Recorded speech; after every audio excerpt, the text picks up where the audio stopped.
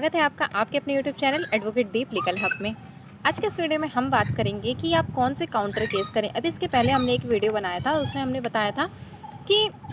Counter case कब करना चाहिए, पति को काउंटर केस कब करना चाहिए, इसके बारे में आपको पूरी डिटेल उस वीडियो में दी गई थी। तो उसमें कुछ लोगों के कमेंट भी आए थे और कुछ लोगों ने मैसेज करके पूछा था कि मैम ये बताएं कि कौन सा काउंटर केस करें। तो आज का ये वीडियो आप ही लोगों के लिए है कि आपको कौन से काउंटर केस करने चाहिए, जिससे कि पत्नी का जो पक्ष है, पत्नी पक्ष जो है वो आ करके आपसे बोले कि आप समझौता करके हम इस केस को ख़त्म करते हैं। जब भी केस होता है तो जब एक पार्टी ने आपके ऊपर केस किया है तो जाहिर सी बात है परेशान आप हो रहे हैं सबसे ज़्यादा। हाँ, ये अलग बात है कि हर डेट पर उन्हें भी आना पड़ रहा है, हर डेट पर आपको भी जाना पड़ रहा है, तो कोर्ट का चक्कर तो फिर दोनों को ही लगाना है। ऐसा नहीं है कि केवल एक ही इंसान जाता है कोर्ट में और दूसरा इंसान जो है केस करने के बाद चुपचाप बैठ जाता है। उसे बहुत सारी प्रॉब्लम होती है, उसने बार बार ये देखना होता है कि समन जा रहा है, वारंट जा रहा है, पार्टी आ रही है कि नहीं आ रही है, क्यों नहीं आ रही है पार्टी, और कोई मतलब ही नहीं है। अगर हमने केस किया है तो फिर कोई मतलब ही। तो बहुत सारी चीज़ें ऐसी होती हैं जिसमें पत्नी पक्ष परेशान तो होती है केस करने के बाद। ऐसा नहीं कि केस करने के बाद वो आराम से हाथ पर हाथ रख करके बैठ जाती है। अब यहाँ पर फिर ये बात आ रही है कि अगर ऐसा कौन सा काउंटर केस करें कि पत्नी पक्ष आकर के आपसे सामने से ये बात कहे कि हम अपने केस को वापस लेना चाहते हैं, हम समझौते के माध्यम से अपने केस को ख़त्म करना चाहते हैं। तो इसके लिए तो जैसे बहुत सारे लोग ये भी पूछते हैं कि मैम ये बताइए कि डिफेमेशन का केस हम कर दें। पत्नी ने हमारे ऊपर झूठा केस किया था जिसकी वजह से हमारी बहुत ज़्यादा मानहानि हुई है, हमारा अपमान हुआ है, हमारे ऑफिस में हमारी बहुत बदनामी हुई है, हमारे आसपास में समाज में हमारी बहुत बदनामी हुई है, तो क्या डिफेमेशन का केस कर दें? तो सबसे पहले तो आप ये जानिए कि आप केवल अगर एक केस कोई करते हैं, जैसे आप अगर कोई एक केवल आप डिफेमेशन का केस कर रहे हैं, तो इसमें ऐसा भी हो सकता है कि आपके केस को डिसमिस कर दिया जाए। और जब आप सबसे पहले तो आप जाते हैं थाने में जाकर के आप कंप्लेन करवाते हैं, और जब आप कंप्लेन करवाने जाते हैं थाने में तो कई लोगों का ये शिकायत होती है कि मैम थाने पर जाते हैं तो हमारी रिपोर्ट लिखी नहीं जाती, और वो ये बोल देते हैं कि आपके ऊपर तो पहले से केस हुआ है तो हम आपकी रिपोर्ट नहीं लिखेंगे, और इस वजह से हमारी रिपोर्ट नहीं लिखी गई। तो आप जब थाने पर जा रहे हैं, आपका केस नहीं वहाँ पर लिया जा रहा है, आपकी कंप्लेंट को वहाँ पर रजिस्टर नहीं किया जा रहा है। अब आपका दूसरा प्रोसेस क्या होता है, हम आपको ये बताते हैं कि ठीक है, अगर आपका थाने पर नहीं सुना जा रहा तो आप कोर्ट में जाकर के अपनी कंप्लेंट को आप वहाँ पर दे दीजिए, मजिस्ट्रेट के सामने आप अपनी कंप्लेंट को दे दीजिए। और जब आप मजिस्ट्रेट के सामने जाते हैं, अपनी कंप्लेंट को वहाँ पर दर्ज कराते हैं, और मान लीजिए कि आपने जब गए हैं और आपने केवल एक मानहानि का केस किया है, अब हो सकता है कि वहाँ भी आपका जो 156(3) है वो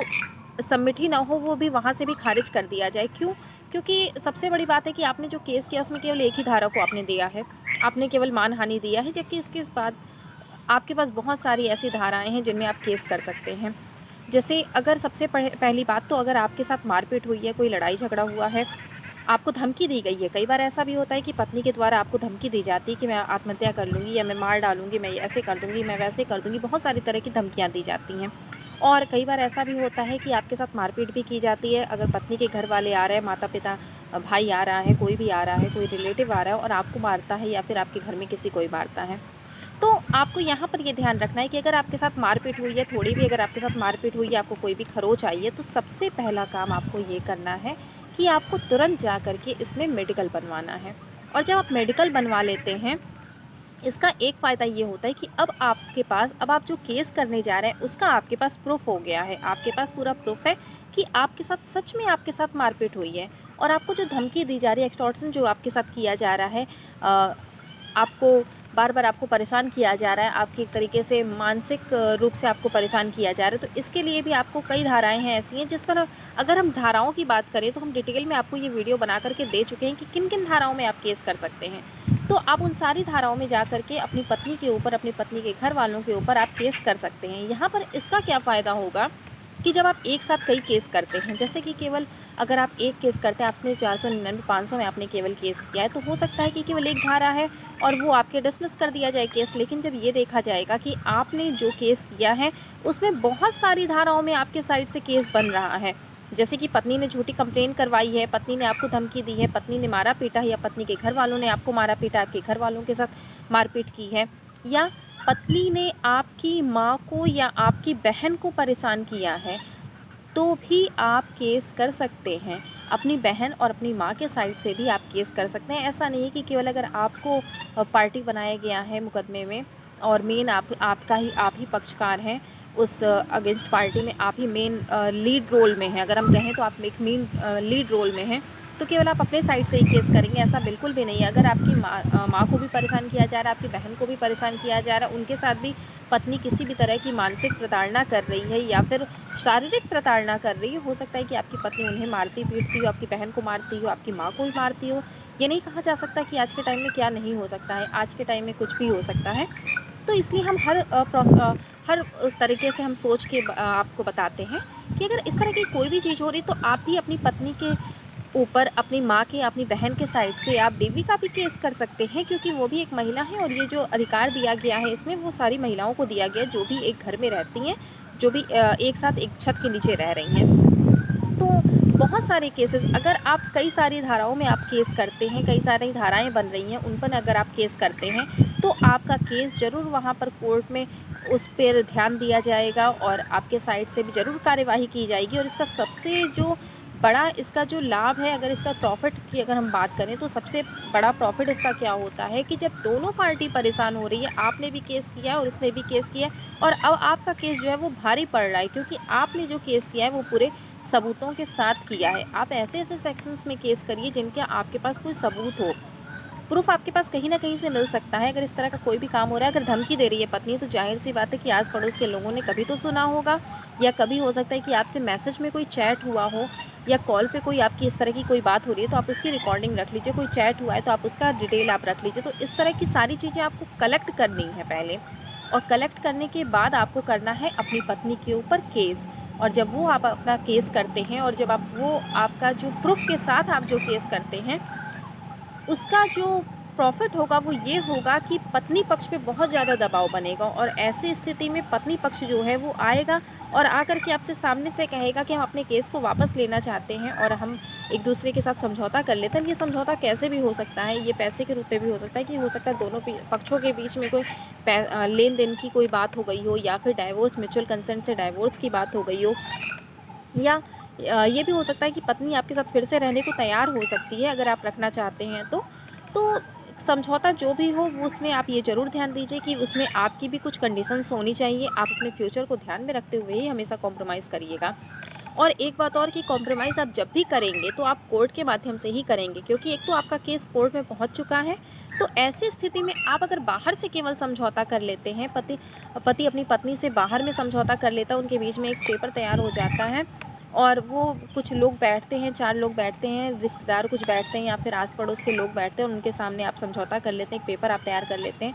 और उसके बाद आपको ये लगता है कि अब आपका केस जो है वो ख़त्म हो गया। तो ऐसी भूल आप मत करिएगा। अगर आपके बीच में कॉम्प्रोमाइज़ होता है तो आप हाई कोर्ट जा कर के उससे क्वैश ज़रूर करवा लीजिएगा। बिना क्वैश करवाए आप अपने केस को ख़त्म मत मानिएगा, क्योंकि ऐसा होता है कि एक बार में तो आपके बीच में समझौता हो गया और ये जो समझौता आपने किया है वो आपने बाहर किया है। अब आपकी पत्नी ने जो आपके ऊपर एफआईआर करवाई थी वो अभी भी है, या आपके पति ने जो आपके ऊपर केस करवाया था वो अभी भी है, वो अभी भी चल रहा है और वो कोर्ट के माध्यम से ख़त्म नहीं हुआ है, उस पर डेट पे डेट लग रही है। तो इसमें जो कोर्ट के माध्यम से भी आपको समन आ सकता है, वारंट आ सकता है, कुर्की हो सकती है आपके न जाने पर, तो इसका भी प्रोसीजर है। या फिर अगर पत्नी चाहे तो दोबारा से अपने केस को ओपन करवा सकती है, क्योंकि आपने क्वैश नहीं करवाया था अभी तक अपने एफआईआर को,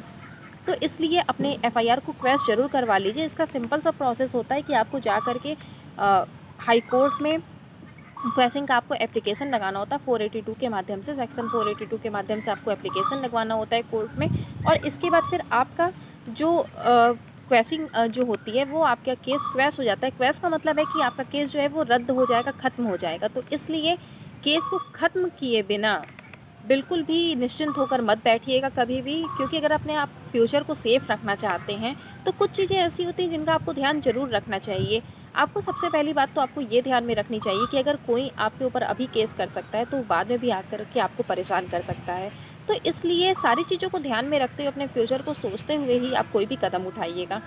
तो इस वीडियो के माध्यम से आपको बताया गया कि आपको अगर काउंटर केस करना है तो क्या केवल आपको एक ही काउंटर केस करना चाहिए या कई सारे करने चाहिए, और आपको किस तरीके से आपको अपने केस में फ़ायदा मिल सकता है काउंटर केस का। उम्मीद करते हैं कि वीडियो में दी गई जानकारी आपको पसंद आई होगी। आपका कोई भी क्वेश्चन हो, कोई भी आपकी क्वेरी हो तो आप कमेंट में पूछिए। कमेंट का आपको रिप्लाई मिलेगा, कुछ देर से मिल सकता है लेकिन मिलेगा आपको जल्दी ही। और एक बात और कि अगर आपकी किसी केस से रिलेटेड अगर आपका कोई ऐसा क्वेश्चन है जिसका जवाब देना आप अपना कॉमन सेंस लगाकर सोचिएगा कि अगर उसका जवाब देना कमेंट में नहीं संभव है तो आप उस अपने क्वेश्चन को करने के बाद अगर आपको वहाँ पर डिटेल मिलती है कि व्हाट्सएप आप करें, तो आप व्हाट्सएप करिए वहाँ पर, और व्हाट्सएप करने के बाद आप अपॉइंटमेंट लेकर के आप हमसे बात करिए। और इसमें आप अपने पूरे केस को डिस्कस कर सकते हैं, जिसको आप अपने केस को जब हमें बताते हैं तो उसको सही तरीके से समझ करके आपको आपके केस के अकॉर्डिंग आपको वहाँ पर सलाह दी जाती है, जिससे आपके केस में प्रॉफिट होगा और आपको इसका फ़ायदा ज़रूर मिलेगा। और अगर चैनल पर नए हैं, अभी तक आपने चैनल को सब्सक्राइब नहीं किया है, तो सब्सक्राइब करिए, लाइक करिए, कमेंट करके ज़रूर बताइए कि आपको वीडियो कैसा लगा, और ज़्यादा से ज़्यादा लोगों तक इसे शेयर करना बिल्कुल मत भूलिएगा। वीडियो को लास्ट तक देखने के लिए बहुत बहुत धन्यवाद।